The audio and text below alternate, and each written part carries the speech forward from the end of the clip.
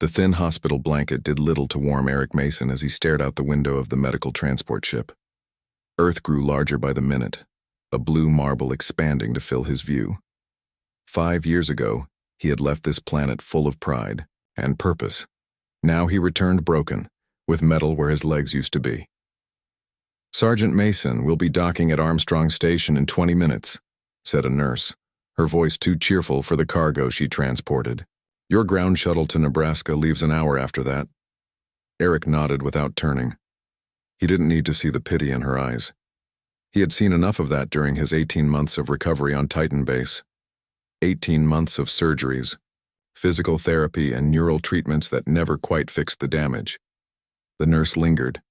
"Is there someone meeting you, family?" "No," Eric said, his voice rough from disuse. "No one." The nurse finally left, and Eric returned to watching Earth. Somewhere down there was Pine Ridge, Nebraska, population 8,542. A home that wasn't really home anymore. Diane had made that clear in her final message 3 years ago.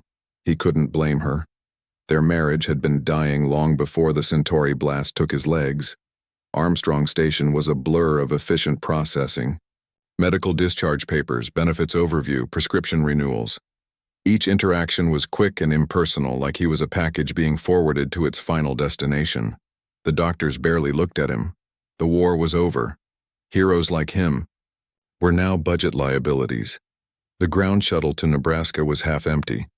Eric sat alone, his duffel bag containing everything he owned tucked under his seat. His military-grade prosthetic legs hummed softly as their internal systems adjusted to Earth's gravity. "Calibration complete," said the artificial voice from his legs. "Optimal function restored." Optimal was a joke. The prosthetics worked, but the connection points burned like fire by the end of each day. The military doctors had explained that his neural damage complicated the integration. They had given him pills for that. Pills for the pain, pills for the nightmares, pills for the depression, a rainbow of medication that dulled everything but fixed nothing. Pine Ridge looked smaller than he remembered. The shuttle dropped him at the town's transit center, a humble building that seemed unchanged by the 5 years of war that had transformed human history. Humanity had won the Centauri War, but the victory felt hollow to Eric as he limped toward the taxi stand. "Mason? Eric Mason?" Eric turned to see Bill Ramirez, his high school friend who now wore the uniform of the town sheriff. "Heard you were coming home today," Bill said, extending his hand. "Thought someone should be here." Eric shook the offered hand. "How did you know?" "Small town. Plus, your papers came through my office. I'm handling veteran affairs for the county. Now." Bill picked up Eric's bag. "Come on, I'll give you a ride." Bill's patrol car smelled like coffee and gun oil. As they drove through town, Eric noticed new buildings with the Centauri Recovery Act logos on them. The war had brought some prosperity here, far from the front lines. "Diane sold the house," Bill said suddenly. "About a year after she left. I figured you knew." Eric stared out the window. "She mentioned it in her last message. I got you set up in an apartment on Maple Street. It's not much, but the building has elevator access and the government's covering first and last month's rent." "Government's feeling generous," Eric muttered. Bill glanced at him. "Not really. Budget cuts hit the VA hard after the peace treaty, but I pulled some strings." The apartment was small but clean. 1 bedroom, a kitchenette, and a living room with a fold-out couch. The bathroom had safety rails already installed. Everything was beige and forgettable. "Furniture comes with the place," Bill explained. "Groceries in the fridge to get you started. VA office is sending someone tomorrow to set up your home care system." Eric dropped heavily onto the couch. "Thanks, Bill. Don't mention it." Bill hesitated at the door. "Listen, a bunch of us get together at Dave's bar on Thursdays. Veterans mostly. You should come." Eric nodded, though they both knew he wouldn't go. After Bill left, Eric opened his duffel bag and set out his medication. 9 different bottles, each with its own schedule. He swallowed the evening doses dry, then pulled up his benefits information on his tablet. The numbers didn't add up. His pension was half what he had been promised when he enlisted. The housing allowance would barely cover this apartment. His medical coverage had exclusions he hadn't seen before, including limitations on his pain medication after 6 months. Eric tried calling the VA helpline. After 2 hours on hold, he got an automated message explaining that due to high call volumes, he should try again tomorrow. Sleep didn't come easily that night. The new environment triggered his hypervigilance. Every creak and hum from the building kept him alert. When he finally dozed off near dawn, the nightmares came. The flash of the Centauri beam cutting through their ship, the screams of his squad, the burning sensation as his legs were severed. He woke up screaming, drenched in sweat. The VA representative who arrived the next morning was named Patricia Jenkins. She was overworked and apologetic about the benefit situation. The Centauri War Recovery Act reallocated a lot of the veteran funds, she explained. There were more wounded than anyone planned for. So what am I supposed to do? Eric asked. We can help you apply for civilian work. Your military experience. I was Space Marine Infantry with specialization in zero-G combat. Eric interrupted. What civilian job uses those skills? Patricia had no answer for that. The next 3 months passed in a blur of bureaucratic fights and increasing desperation. Eric tried to find work, but his qualifications didn't translate to civilian life. His trembling hands from the neural damage made precision work impossible. His chronic pain made physical labor unbearable. The few interviews he got ended quickly when employers saw his medical history. The pain medication became harder to get. The civilian doctors wanted him to switch to cheaper alternatives that left him foggy and still hurting. The nightmares got worse. Then came the notice. His veteran housing allowance was being reduced again. He wouldn't be able to make rent next month. I'm sorry, Mr. Mason, said the apartment manager, a kind woman who clearly felt bad about the situation. Without the rent guarantee, I have to issue the eviction notice. That night, Eric sat on his bed staring at his service pistol. He had kept it illegally, smuggling it back from Titan base. It would be easy, one moment of pain and then nothing. No more fighting a system that had used him up and thrown him away. His hand trembled as he lifted the gun. His tablet chimed with an incoming message, probably another automated VA reminder, but it wasn't. It was from Michelle Winters at the VA. Mr. Mason, I found a program that might help. It's experimental, but they're accepting veterans with neural damage, service animals with neural implants. Please call me before you make any decisions. There's still hope. Eric lowered the gun. One more try, he thought, one more day. Eric stared at the homeless shelter from across the street. The sign read, Veterans Haven, but the building was just an old warehouse with fresh paint. His few remaining belongings sat in a worn duffel bag at his feet. 3 weeks had passed since his eviction notice. 3 weeks of fighting a system that didn't care. You going in or just admiring the view? Eric turned to see an older man with a gray beard and a faded military jacket. The patch on his shoulder was so worn Eric could barely make out Mars Defense Force. Just working up the nerve, Eric admitted. The man nodded.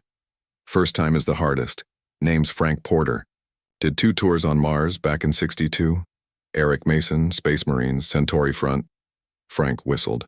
Centauri, huh? Rough business. He glanced down at Eric's legs. Come on, I'll show you the ropes. Inside, the shelter was clean but crowded. Rows of simple beds filled the main area. A small kitchen in the back served basic meals. The bathroom facilities were communal but well maintained. Not the Ritz, Frank said, but better than the street. And they understand about the nightmares. Eric checked in with the front desk. The woman there, Laura, efficiently processed his information. We have a bed for you, she said. 60-day maximum stay unless you enter the work program. Meals at 7, 12, and 6, curfew at 10. No drugs, no alcohol, no fighting. Frank showed Eric to an empty bed in the corner. Best spot, he explained. Back against the wall, quick access to the exit. Old habits, you know. That night, Eric lay awake, listening to the sounds of 40 other broken men, snoring, mumbling, occasional cries from nightmares. He felt the lowest he had ever been, from decorated sergeant to homeless in less than a year. The next morning, Michelle Winters from the VA visited him at the shelter. Her tired eyes and rumpled clothes suggested she was as overworked as ever. "I've been trying to reach you," she said. "Your phone was disconnected." "Couldn't pay the bill," Eric replied. Michelle nodded, unsurprised. "I brought the information about that program I mentioned." She handed him a tablet. "It's called the K9 Neural Companion Program. They're looking for veterans with neural damage exactly like yours." Eric skimmed the information. "Service dogs with neural implants? Sounds like science fiction." "It's experimental," Michelle admitted. "But the early results are promising. The dogs have implants that sync with human neural patterns. They can help regulate brain functions, predict seizures or PTSD episodes before they happen. And what's the catch? It's a 2-year commitment. You'd need to live on site for the first 6 months of training. But," she added quickly, "they provide housing, meals, and a small stipend." Eric laughed bitterly. "Not like I have better options." "Think about it," Michelle said, leaving the tablet with him. "They have an opening next week." Life at the shelter fell into a depressing routine. Eric attended the required group therapy sessions but remained silent. He went through the motions of applying for jobs he knew he wouldn't get. His pain medication ran out and the replacement generic brand barely took the edge off. Frank became his only friend, showing him where to get free coffee, which churches served the best meals, and how to navigate the complex system of veteran benefits. "Systems designed to wear you down," Frank explained one evening as they sat on a bench outside the shelter. "They hope you'll give up before they have to pay out." "Seems to be working," Eric said. Frank coughed, a deep rattling sound that had been getting worse over the weeks. "Don't let them win, kid. Find something to live for." 2 days later, Frank didn't come down for breakfast. Eric found him still in bed, his skin gray and clammy. "Get help," Eric shouted, feeling for a pulse. The shelter staff called an ambulance, but it was too late. Frank had died in his sleep from heart failure. The doctor later told Eric that Frank had an untreated heart condition that could have been fixed with proper medical care. Frank's funeral was held at the local veterans cemetery. Only 5 people attended: Eric, Laura from the shelter, Michelle, and 2 older veterans Eric didn't know. No family. No fanfare for a man who had served his country for 20 years. As they lowered Frank's simple casket into the ground, Eric made his decision. He called Michelle that evening. "I'll try the dog program," he said. "What do I have to lose?" The K9 Neural Companion facility was located outside the city, a modern complex surrounded by fields and training grounds. Dr. Abby Carter met Eric at the entrance. She was younger than he expected, with intelligent eyes and a no-nonsense manner. "Welcome to the program, Sergeant Mason," she said, leading him through security. "We're glad you decided to join us." "Not many options left," Eric replied honestly. Dr. Carter nodded. "Many of our participants arrive feeling the same way. But I think you'll find this program is different." She led him to a small but comfortable room. "These will be your quarters. Meals are in the common area. Training starts tomorrow at 800. That night, Eric slept better than he had in months. The quiet of the countryside was a welcome change from the shelter. Still, his dreams were troubled by memories of Frank's funeral and the fear that he was heading down the same path.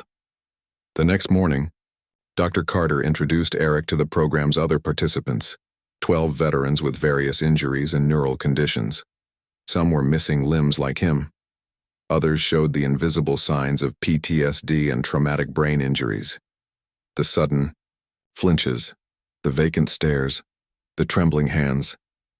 "Today," Dr. Carter announced, "you'll meet your companions." They were led to a large training room where a dozen German shepherds waited with trainers. The dogs wore slim devices around their necks, the external components of their neural implants. "These animals have been specially bred and trained," Dr. Carter explained. "The implants allow for a limited empathic connection between dog and handler.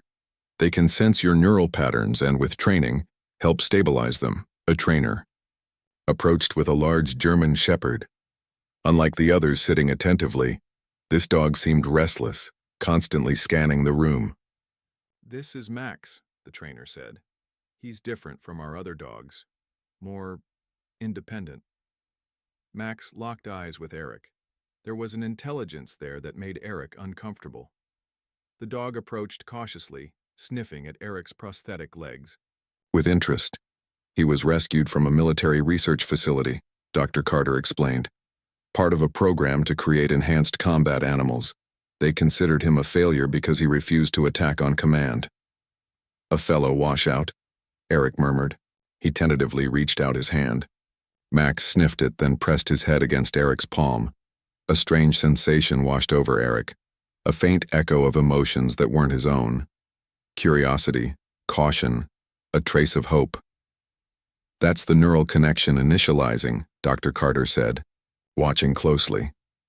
"It's weak now, but it will strengthen with time and proximity." Eric felt a strange lightness in his chest. For the first time since his injury, something had cut through the constant fog of pain and despair. It was small, just a flicker, but it was there. "Hello, Max," Eric said quietly. "Looks like we're both looking for a second chance." The first week with Max was harder than Eric expected. The neural connection between them remained weak and unstable. Dr. Carter explained that Eric's own neural damage was interfering with the bond.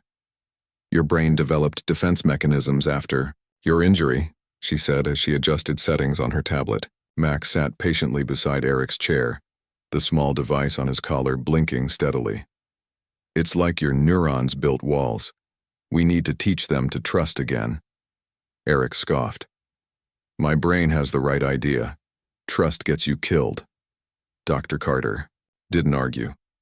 Instead, she handed Eric a small device that looked like a watch. "Wear this at all times. It will strengthen the signal between you and Max." Each day followed the same routine. Morning exercises to help Eric manage his prosthetics better. Afternoon training sessions with Max. Evening therapy, both individual and group. The other veterans in the program made progress faster than Eric did. He watched them developing clear connections with their dogs while his link to Max remained frustratingly dim. "I'm wasting everyone's time," Eric told Max one night as they sat in his room. The dog watched him with those intelligent eyes that seemed to see right through him.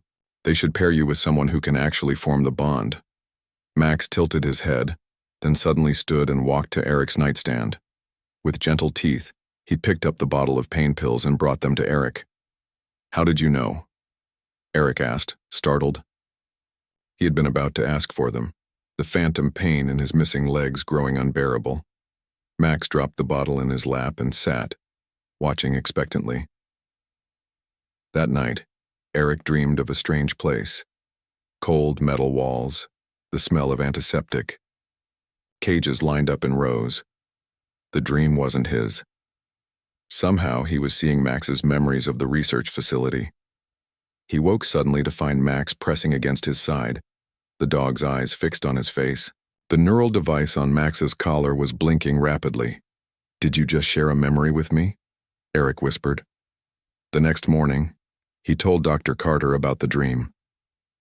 "That's significant progress," she said, excitement clear in her voice. "The connection is strengthening." Max initiated a neural sharing without prompting. That's rare, especially this early. "But why that memory?" Eric asked. "It wasn't pleasant?" Dr. Carter's expression grew thoughtful. "The bond works on emotional resonance. Max may have sensed something in your emotional state that reminded him of his time at the facility, a feeling of being trapped, perhaps, or abandoned. That afternoon, their training changed. Instead of basic commands, they began working on emotional regulation exercises. Eric would deliberately recall stressful memories while Max stayed connected to him. The dog learned to interrupt the spiral of negative emotions before they overwhelmed Eric. The first time it worked clearly was during a thunderstorm. The sudden boom of thunder triggered Eric's combat reflexes. His heart raced, his hands shook, and the room began to fade as a flashback started. Before it could take hold, Max pressed firmly against Eric's legs. The pressure and warmth anchored him to reality. Through their strengthening bond, Eric felt a steady calm flowing from the dog's mind to his, not enough to replace his fear, but enough to sit alongside it. Enough to remember that he was safe. He countered my flashback, Eric told Dr. Carter the next day. I've never been able to stop one once it starts. Max can sense the neurochemical changes before you're consciously aware of them, she explained. With time, he'll be able to alert you even earlier. 3 months into the program, Eric noticed other changes. His chronic pain still existed, but it seemed more manageable. The neural connection with Max appeared to be having unexpected benefits, helping his damaged neural pathways begin healing themselves. It's like having training wheels for my brain, Eric explained to Sam, another veteran in the program. Max shows my neurons how to fire correctly again. Sam nodded. Lucy does the same for my seizures. Haven't had one in 6 weeks. The bond continued to deepen. Eric occasionally received flashes of Max's perceptions, the rich tapestry of scents that made up the dog's world, the subtle sounds humans couldn't hear. In return, Max seemed to understand Eric's thoughts with increasing clarity, often responding to commands before Eric spoke them aloud. One morning, Dr. Carter called Eric to her office. She looked troubled. "There's something you should know about Max," she said. The facility he came from wasn't just any research program. It was a black operations project called Cerberus. They were trying to create the perfect military animal, enhanced intelligence, aggression, and obedience. Eric felt a chill. What happened? Most of the animals became unstable, dangerous. But Max was different. He showed the enhanced intelligence. They wanted but refused to attack human targets even under duress. They were going to terminate him when our program intervened. They were going to kill him for being too humane? Eric asked, anger rising. They considered it a flaw, Dr. Carter said simply. We considered it a gift. That's why he's so good at what he does now. His empathy is off the charts for a canine. That night, Eric sat on the floor of his room with Max's head in his lap. The dog's steady presence had become his anchor in a world that had seemed determined to sweep him away. We're both broken in ways they didn't expect, Eric told him softly. But maybe we're not broken at all. Maybe we're just not what they wanted us to be. Through their bond, he felt Max's contentment. The dog understood more than most humans gave him credit for. 6 months into the program, Dr. Carter announced that Eric had progressed enough to move to independent living. The program had arranged an apartment that allowed service animals near the facility. You'll still come in for weekly checkups, she explained, but it's time to test how you function in a more normal environment. The apartment was small but clean, similar to the one he'd lost months ago. This time, however, Eric wasn't alone. On their first night there, Eric had a nightmare. The Centauri attack played out again in his dreams. The blinding flash, the screams, the sensation of his legs being vaporized. Before it could fully take hold, he felt a weight on the bed.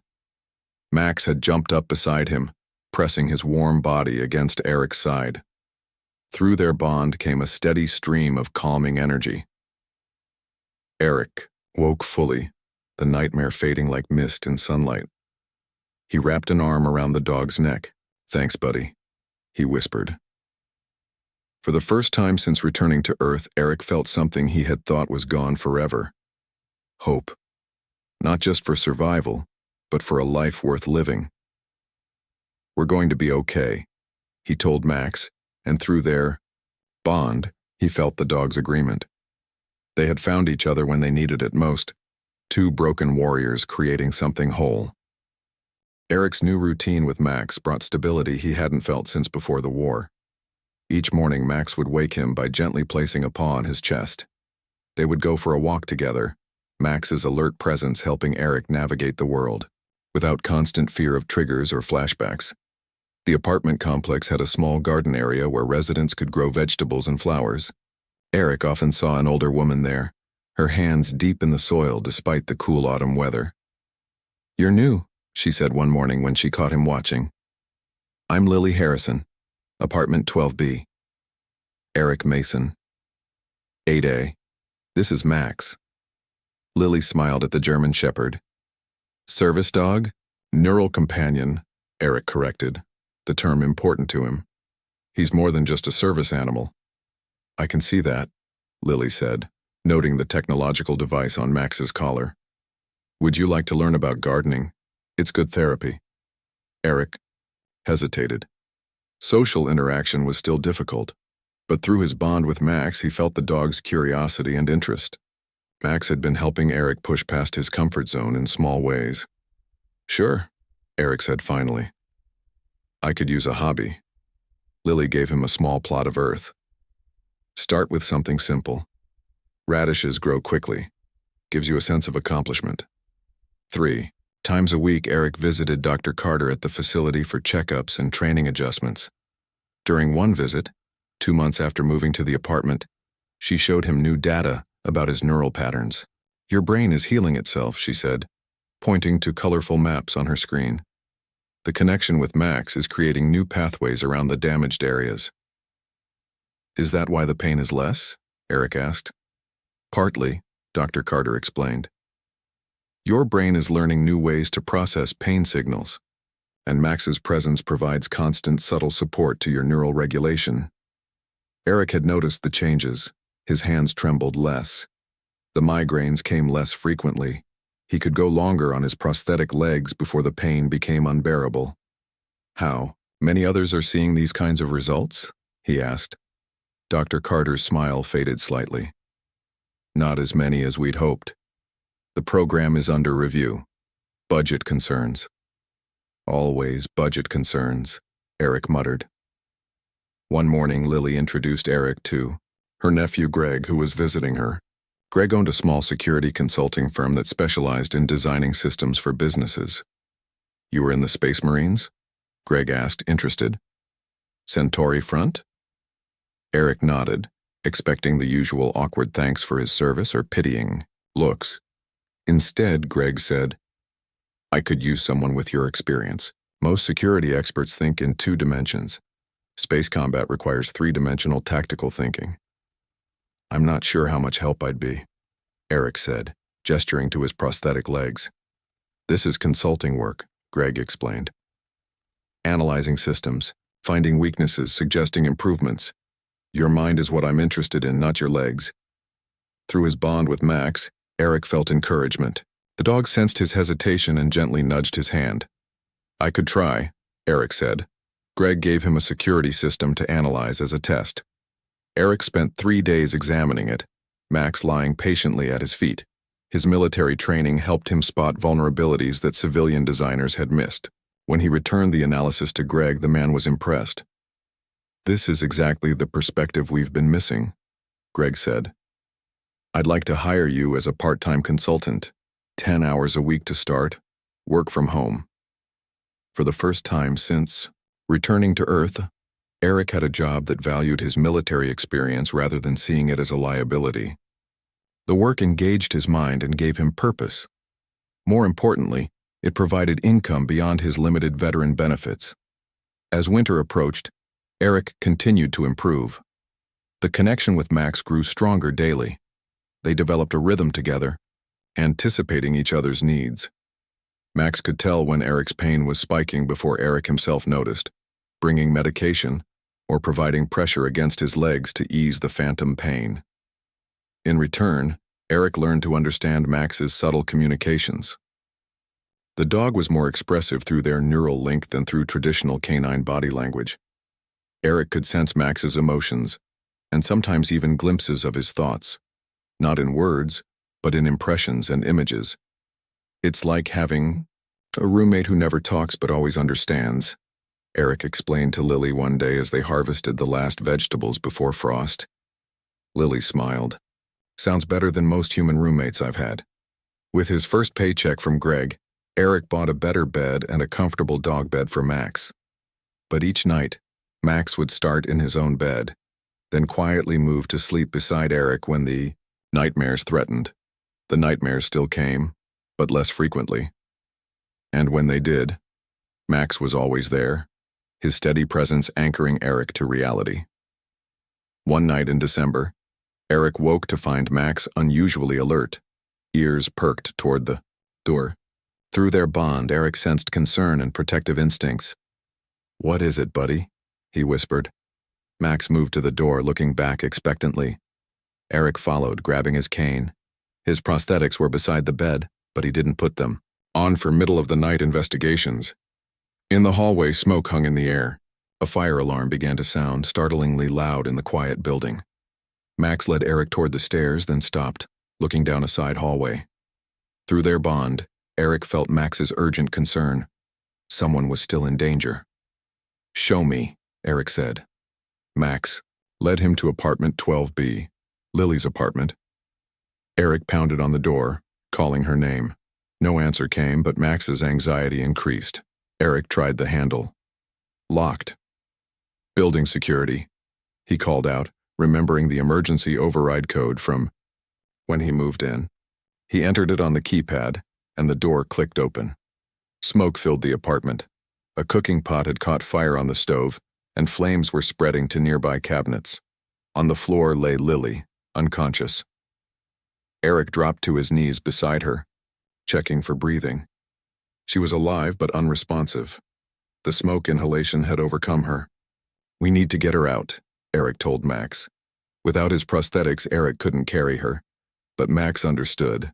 The dog positioned himself next to Lily, and Eric carefully arranged her arms around Max's neck. "Pull," Eric commanded. Max began to drag Lily toward the door, strong muscles working under his fur. Eric crawled alongside, using his arms to help guide them around furniture. His military training took over, keeping him focused despite the growing flames. In the hallway, other residents were evacuating. 2 men saw them and rushed to help, lifting Lily and carrying her down the stairs. Eric followed on his hands and knees, Max staying close beside him. Outside, emergency vehicles arrived.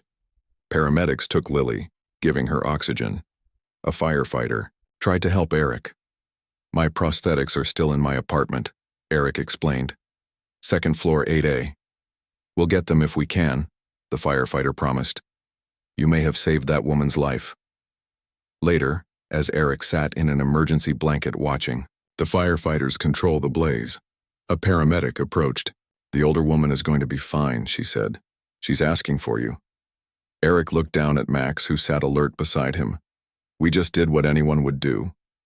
But as he gazed at the German shepherd who had changed his life so completely, Eric knew that wasn't true. 6 months ago, he might have been too lost in his own pain to help anyone. Max had given him back more than his health. He had given him back his humanity. "Good boy," Eric whispered, feeling pride flowing both ways through their bond. The fire damaged several apartments, including Lily's. While she recovered in the hospital, Eric visited daily, often bringing small harvests from the garden he had continued tending in her absence.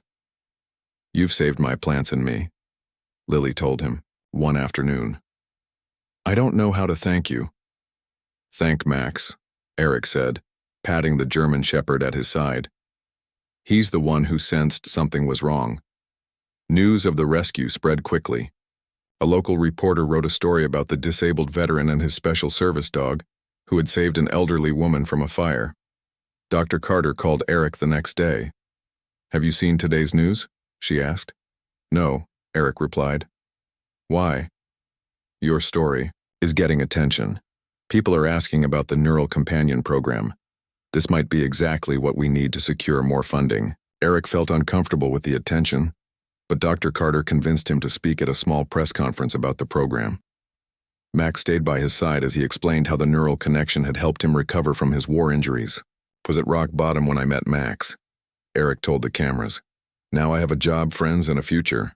These animals aren't just pets or tools, they're partners." After the press conference, a woman approached Eric. Her business card identified her as Jane Wilson, aide to Senator Harris. "The senator was impressed by your story," Jane said. "He'd like to meet with you to discuss the program. He sits on the committee that oversees veteran affairs funding." 2 weeks later, Eric found himself in the senator's office, Max sitting attentively beside his chair. Senator Harris was a tall man with a military bearing. "I was Army myself," the senator said. "2 tours in Africa before politics.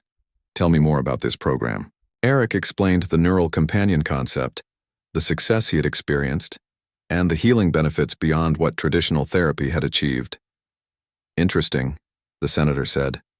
"But I'm hearing the program is being scaled back due to budget constraints." "That's what I wanted to discuss," Eric said. "During my last visit to the facility, I learned something concerning."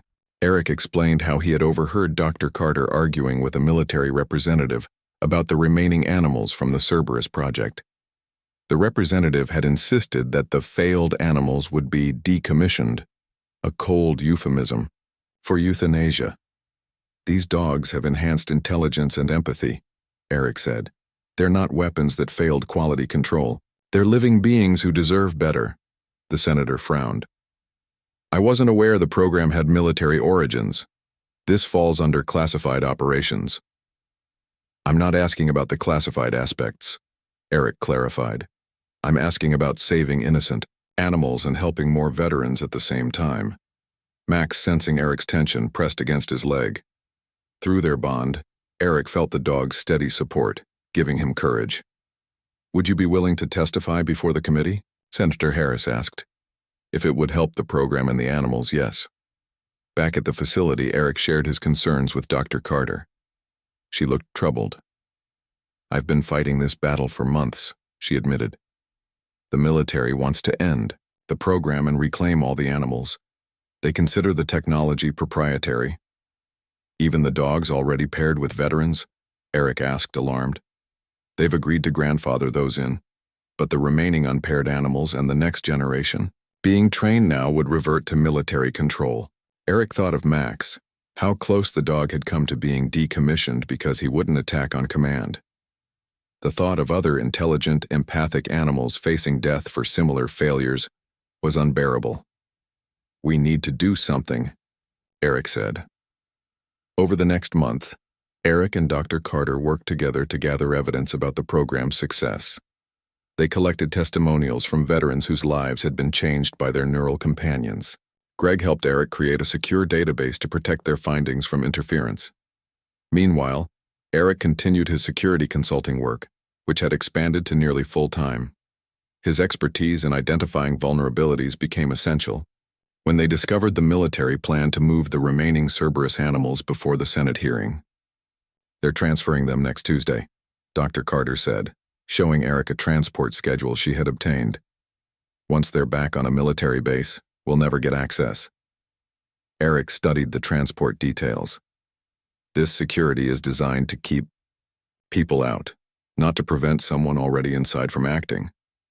"What are you suggesting?" Dr. Carter asked. "Nothing illegal," Eric assured her. "But we need to document the animals' condition before they're moved. Evidence for the hearing."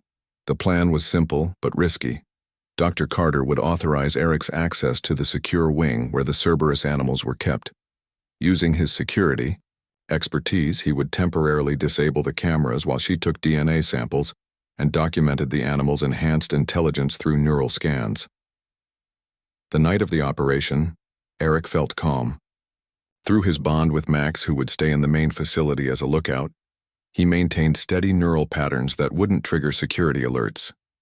The secure wing was cold and sterile, nothing like the warm, supportive environment of the main facility. In kennels lined along the walls, German shepherds watched with the same intelligent eyes as Max.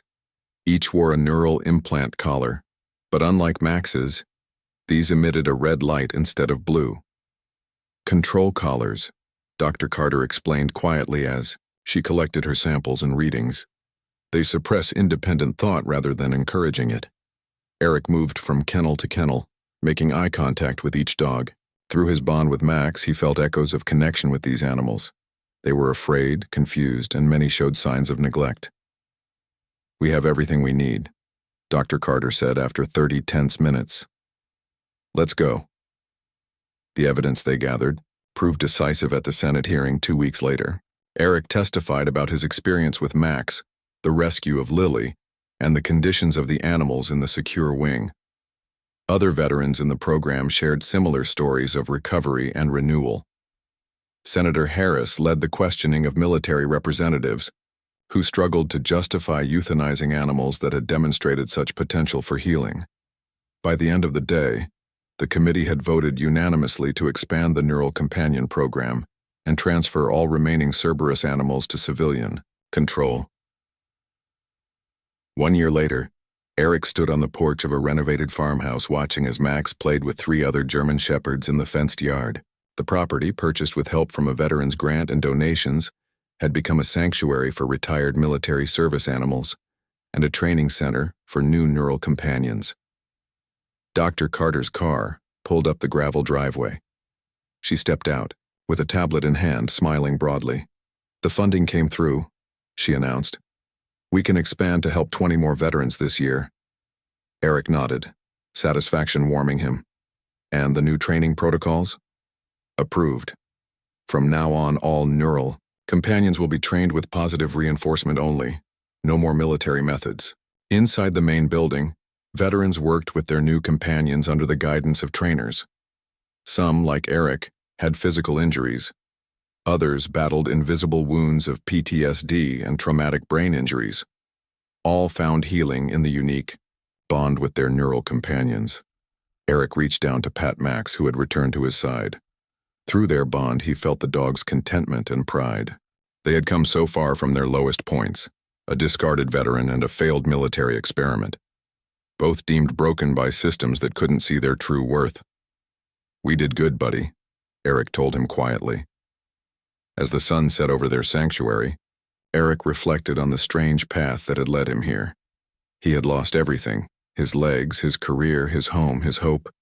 But in finding Max, he had gained something far more valuable: a purpose larger than himself, and a future worth fighting for.